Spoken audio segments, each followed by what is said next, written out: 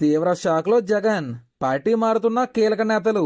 మరి దీనిపై ఈరోజు వీడియో చూసే ముందు ఈ వీడియో మరో 10 మందికి వెళ్ళాలి అంటే మీరు చేసే ఒక లైక్ నాకు ఎంతో అవసరం.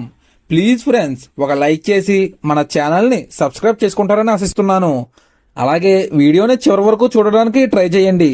అప్పుడే నేను ఏం చెబుతున్నానో మీకు కంప్లీట్ ఇన్ఫర్మేషన్ తెలుస్తుంది. ఇంకా ఏమాత్రం లేట్ చేయకుండా వీడియోలోకి వెళ్దాం.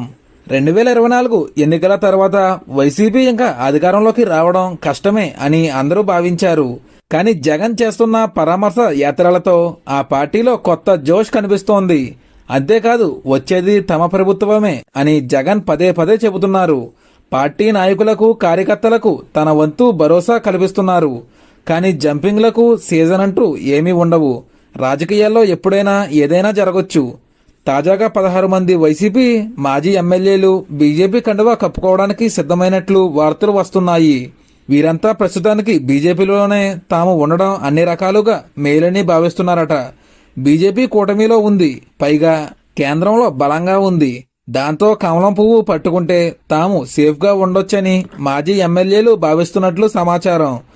ఒక్కసారిగా 16 మంది మాజీ ఎమ్మెల్యేలు పార్టీ మారడంతో తీవ్ర కోపంలో జగన్ ఉన్నట్లు తెలుస్తోంది. మరి దీనిపై మీరేమంటారో కామెంట్లో తెలియజేయండి. Thank you for watching.